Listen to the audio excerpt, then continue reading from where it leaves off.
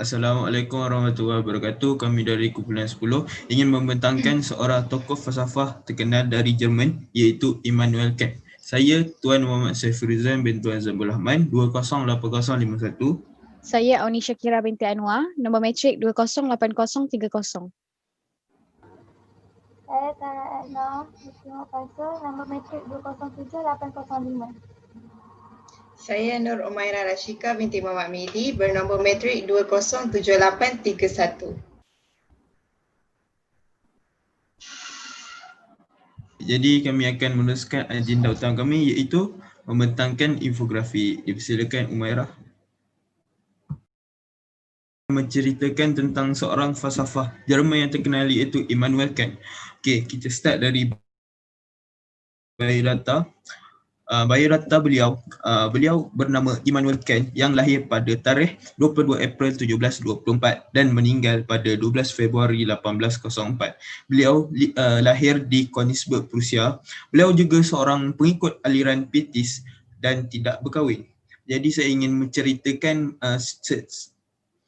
sedikit tentang ibu bapa beliau. Bapa beliau bekerja sebagai tukang pelana iaitu orang yang membuat tempat lapik belakang kuda di bandar yang berketurunan imigran Scotland. Manakala ibu beliau merupakan seorang warga negara Jerman yang tidak ada pendidikan. Kedua ibu bapa beliau mengikut atau memegang aliran Pietis, pengikut yang taat pada agama kepada gereja Lutheran. Jadi akibat kesetiaan kedua ibu bapa Immanuel Kant, dia telah mengubah 100% pendidikan beliau. Okay, saya teruskan dengan, saya akan memberi Sarah untuk meneruskan dengan lebih jelas tentang sifat. Jadi baiklah, saya akan menceritakan tentang sifat Immanuel Kant. Beliau merupakan seorang yang suka berbicara, dia seorang berdisiplin, tidak suka membuang masa dan juga bersikap alim. Ahli biografi Immanuel Kant pernah mengatakan bahawa Immanuel Kant merupakan seorang yang sangat berdisiplin sehingga kan apabila dia keluar rumah untuk berjalan, jiran-jiran beliau sudah tahu pada waktu itu pukul berapa. Itu sahaja daripada saya.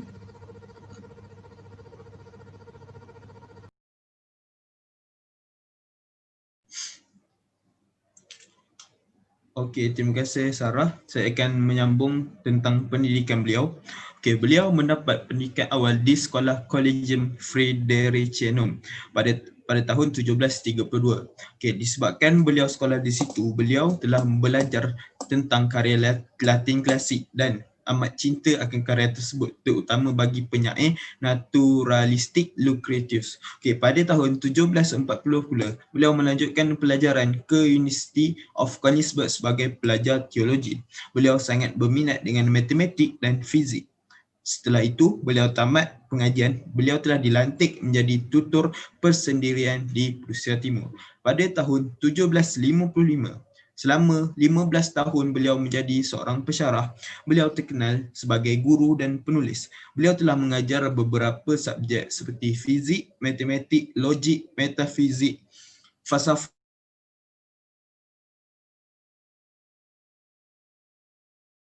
moral dan juga geografi fizikal. Beberapa kajian sains tentang manusia, udara dan punca-punca berlakunya gempa bumi.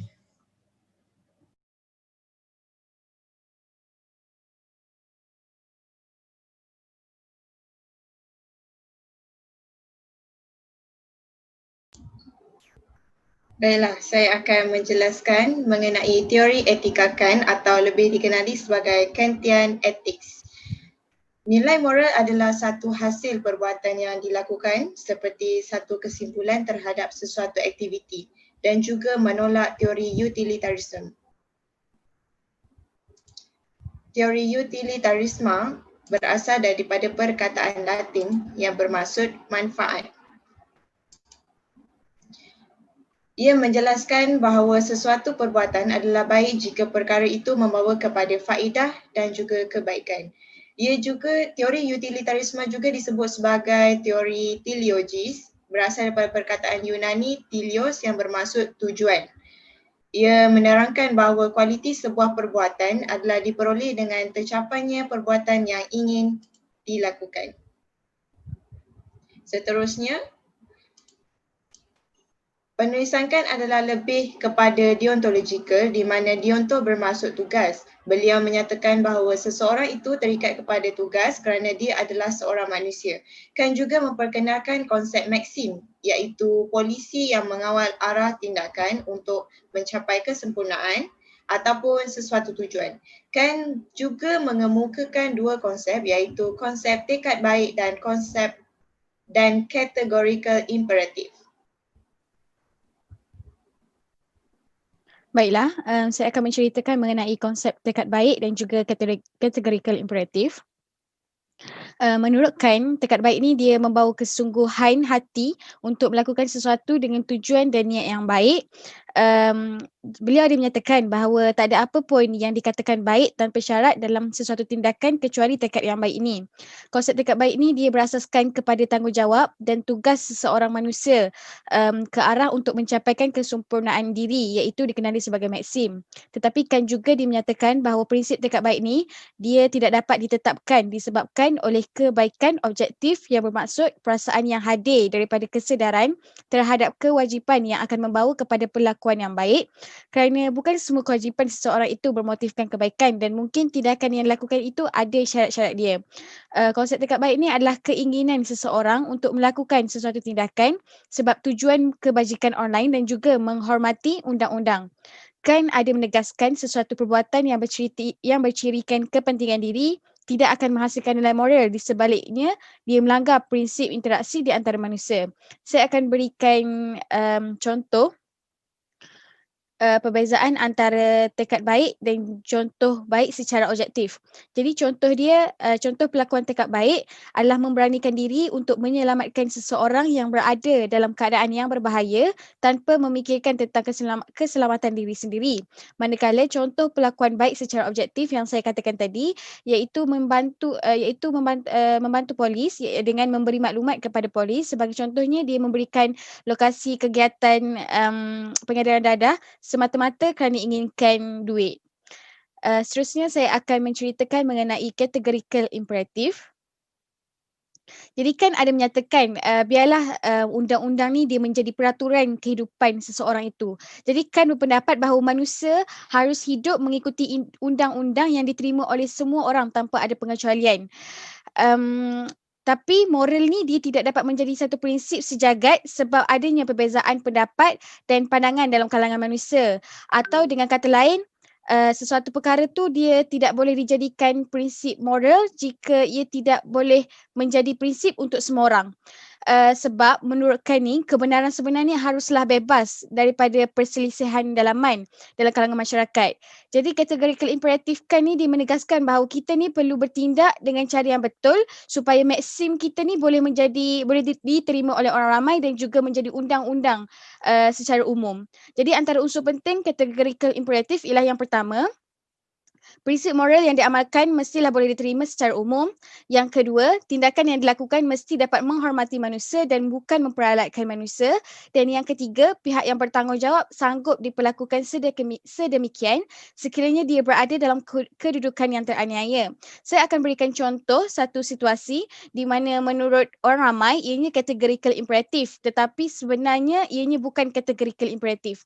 Jadi ada satu situasi di mana lelaki ni dia risau akan kelakuan dia kepada orang yang disuka yang berusulkan kejahatan dan bertanya kepada diri sendiri adakah ianya betul ataupun adakah ianya satu tanggungjawab untuknya untuk membunuh diri. Jadi adakah ia satu kelakuan yang bermoral sekiranya dia ingin membuat kebaikan untuk menjaga keselamatan orang lain dengan membunuh dirinya sendiri. Jadi sebenarnya maksim lelaki tersebut dia boleh menjadi undang-undang universal. Maksimnya adalah kerana dia suka akan seseorang itu, dia bertanggungjawab untuk membunuh diri untuk memendekkan usianya, di mana sekiranya dia mempunyai jangka masa yang panjang dia akan menghasilkan kejahatan kepada wanita yang disuka. Jadi lelaki itu berpendapat bahawa membunuh dirinya membawa kepada perkembangan hidupnya. Tetapi menurut Kant dia berpendapat bahawa maksim ni dia bercanggah dengan undang kehidupan manusia kerana destinasi kehidupan ni adalah ke arah perubahan kehidupan dan bukannya membunuh diri sendiri ini akan memusnahkan kehidupan. Jadi kesimpulannya membunuh diri ni dia satu perlakuan yang salah dari segi categorical imperative. Itu saja.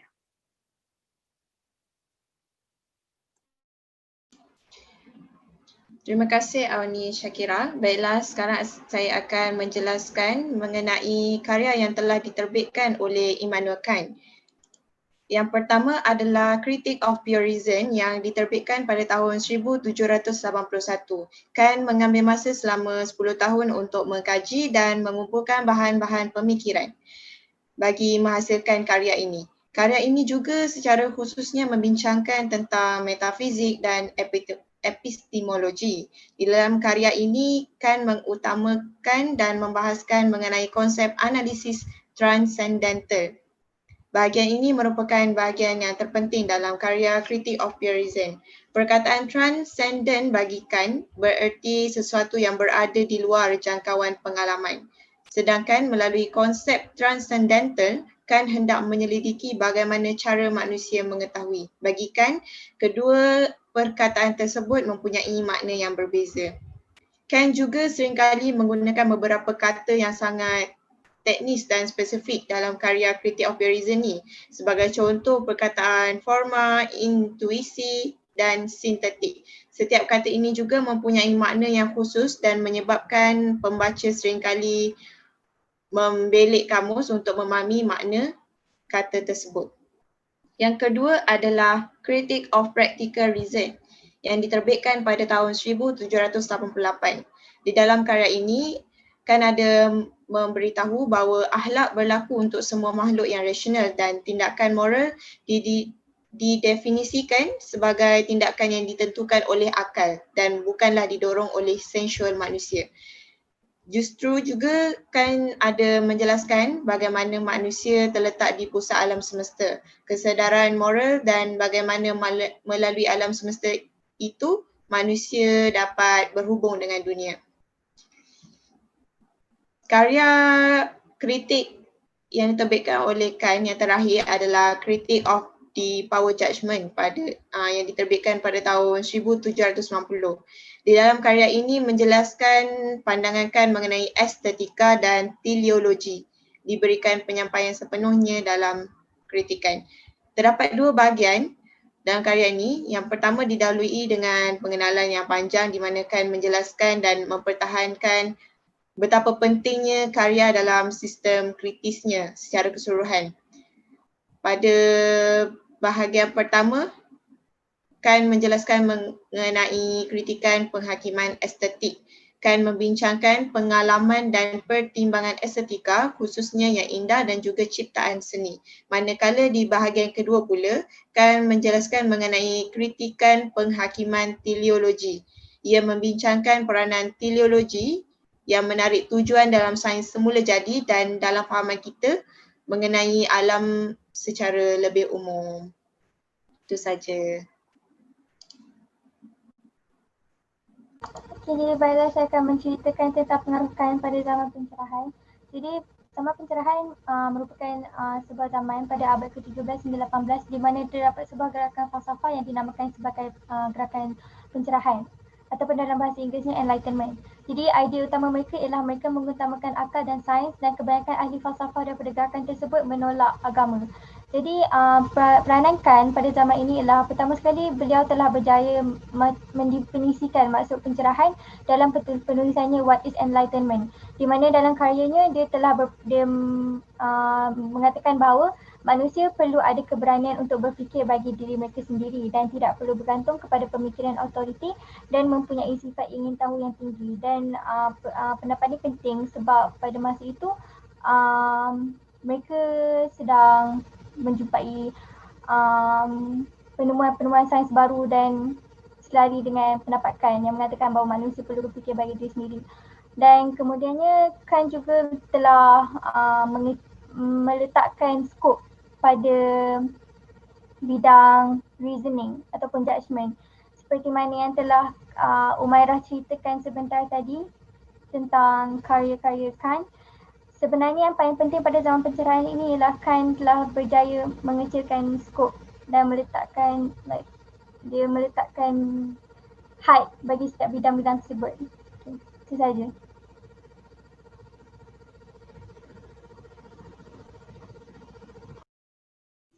Okey, saya akan menerangkan tentang bidang kajian. Bidang kajian Han terdiri daripada metafizik, epistemologi, estetika, etika, falsafah, politik dan teologi. Jadi saya ingin menerangkan tentang epistemologi dalam kajian Han kerana dalam kajian Han telah menggunakan sumber telah menggunakan sistem epistemologi yang merumuskan bahawa masalah yang lebih menitik beratkan pada kondisi subjek. Subjek dititik beratkan oleh Kant ialah manusia kerana Kant telah menekankan 3 perkara. Yang pertama, menjelaskan batas-batas pengetahuan manusia. Yang kedua, memberikan ketentuan asas-asas moralitas. Dan yang terakhir, memberi kejelasan tentang batas-batas penilaian estetis. Di sini saja pembentangan dari kumpulan kami. Sekian, terima kasih.